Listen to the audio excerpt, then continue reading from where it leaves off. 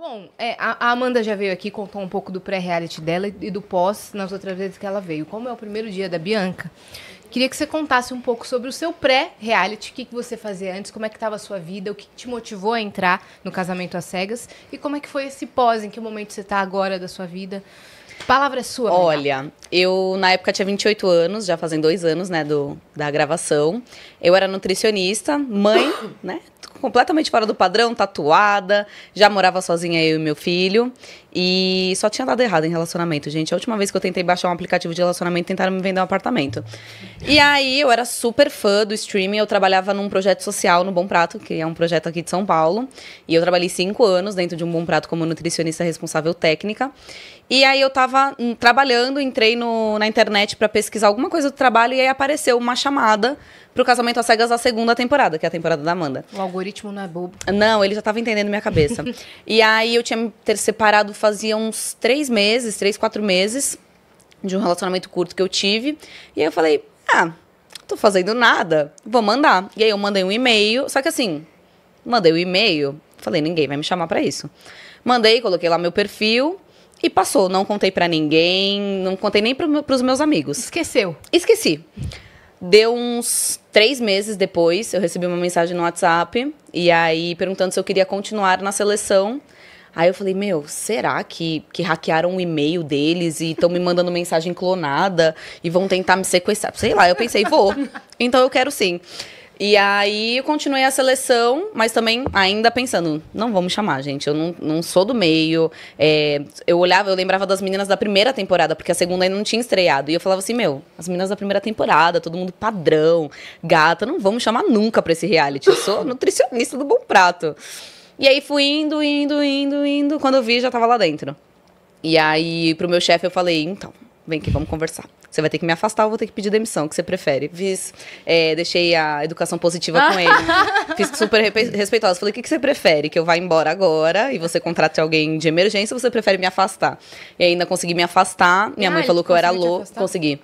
Minha mãe falou que eu era louca. O meu pai eu contei um dia antes de confinar, porque senão ele ia endoidar.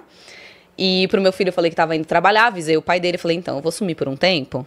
Aí ele, você vai pra onde? Eu falei, eu vou participar de um reality. Aí ele falou assim, Bianca, se eu não tiver que sair da água por você, você pode ir pra qualquer reality. Pra onde você vai, não me importa. Muito bom. Aí fui. Não me envolve nisso, não. Não me envolve nisso, eu não vou sair da água por ninguém, senão uma mulher me mata. Um beijo, Ingrid. E aí, quando eu vi, já tava lá, sendo confinada, né? A temporada deles ainda não tinha saído. Você avisou o pai do seu filho que você ia sumir por 15 dias? Que eu ia sumir. Eu não falei a quantidade de dias, porque eu não sabia quantos dias eu ia ficar. Porque a produção fica... Primeiro que não sei se na sua temporada foi assim, eu creio que sim. São selecionadas 20 mulheres e só 16 entram. Então eu podia ficar confinada 5 dias e ir embora. Sim. Mas o confinamento era maior por causa da Covid. Isso, né? Foi na época de Covid. É porque às vezes eles fazem pra, tipo assim, se alguém desiste, ou se alguém adoece, ou se tem qualquer problema, eles têm um backup. Isso, eu tenho ali um stand-by. Tem um check-up de saúde, principalmente, gigantesco. Não mental, né? Só mental físico. também. Mental a gente passa. Que a gente fica, Não parece. Mas tem. Claro que prometo que tem. Não parece. Eles adoram. É que se você passar no teste, você não entra. Isso. Entendi. Eu fico preocupada que a gente entrou. Mas foi meu psicanalista, um beijo, te amo. Foi a primeira coisa que eu falei quando eu voltei. Eu falei, eu tenho algum problema.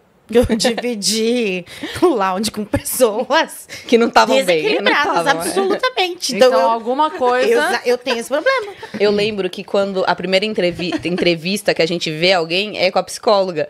E são uma das etapas. E aí eu lembro que eles falaram assim, vai ter uma entrevista com a produção. Eu falei, beleza, abri a câmera, era a psicóloga. Terminou a entrevista, eu falei, ferrou, agora já era, perdi minha vaga. Porque psicólogo, sou doida. E por isso que eu acho que eu entrei. Acho que ela falou beleza, tá dentro. Personagem tá dentro.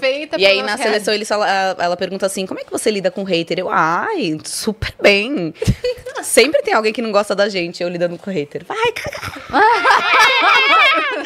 Então, mas assim, é um momento de muita ansiedade, né? O pré-reality de você. Eu já olhei aqui onde você trabalha. Eu vou falar com o seu chefe. Eu entro, eu olho o nome dos filhos, Nossa, o seu filho dança funk, não pode criança dançar funk. Pois eu entro no perfil pra achar qual é o nome da criança e mando fala pro Nicolas não dançar, então. O meu filho dança.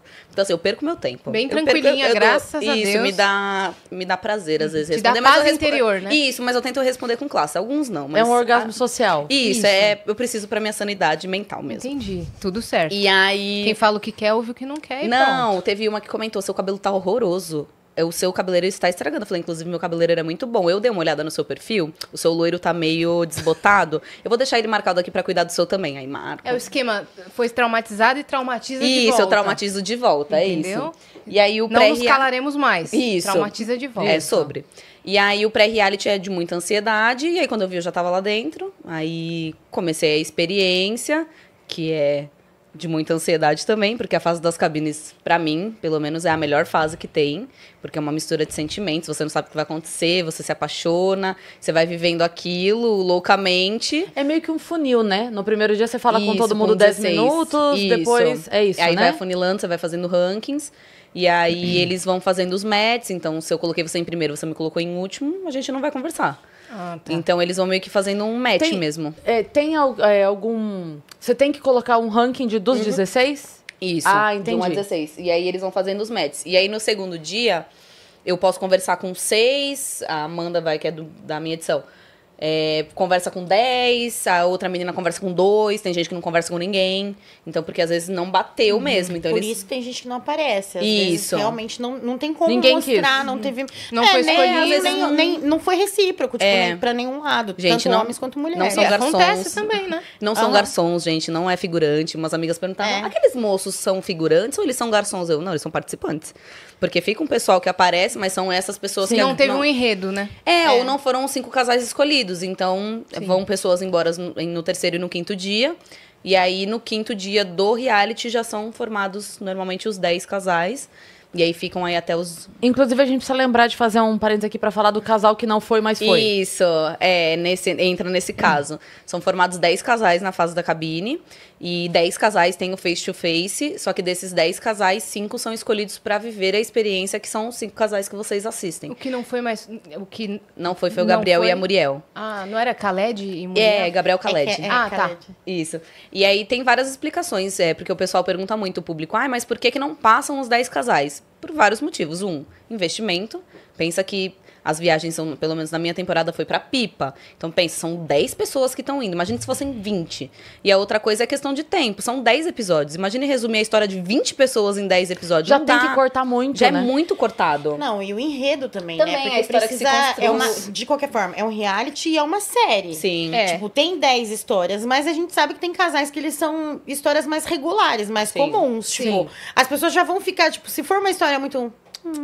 tá tudo bem. Você não vai. Somos Sim. terapeutizados, é maravilhoso. Assim, a Tipo, gente, não a faz gente diminui a velocidade quando tem um acidente pra ver. A gente quer ver a desgraça, Isso, né? Quer isso. ver polêmica, É exatamente alguma isso. coisa Lógico. fora do padrão ali. né? E na primeira conversa com a produção, eles falam muito isso, que os casais escolhidos são pela história construída dentro do reality juntos. Isso. Então, quais são as pautas, o que eles conversam, e também eles sentem quando é de verdade. Tem muito casal que se conecta porque tá ali.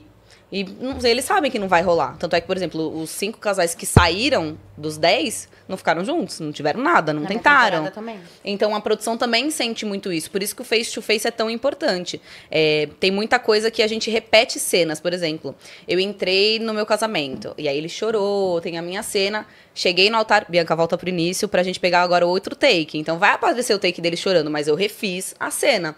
Agora, do face-to-face, eles falam, é a única cena que a gente não repete. Se abrir a porta e você desmaiar, você vai ficar desmaiada lá e vai aparecer isso. Porque eles pegam a verdade. Qualquer microexpressão ali Tudo. de espanto. Você entende exatamente a expressão da pessoa, se ela gostou, se ela não gostou. E aí, eu acho que o caso da Muriel e do Khaled foi exatamente essa. Porque o Khaled, eu até vi a foto do ex da Muriel. É muito parecido com o Khaled. Muito parecido mesmo. E aí, ela se assustou muito, porque eles realmente são muito parecidos. Então, eu acho que eles devem ter ficado um pouco na dúvida e acabaram não sendo escolhidos. Você e aí, tem um eles... padrão? Não. Aí ela, Então, mas pá, é bizarro, sem né? O padrão saber, pela né? voz. Mas, Bizarro. mas é tudo, gente, porque quando a minha família conheceu o meu ex-marido, minha mãe falou, podia colocar os 16, um do lado do outro, pedir pra você ia escolher ele, pelo físico. Jura, Minha- eu jamais teria escolhido o meu. Realmente, Jamais. amiga, a gente também não. Parecia um dedão. Tô brincando.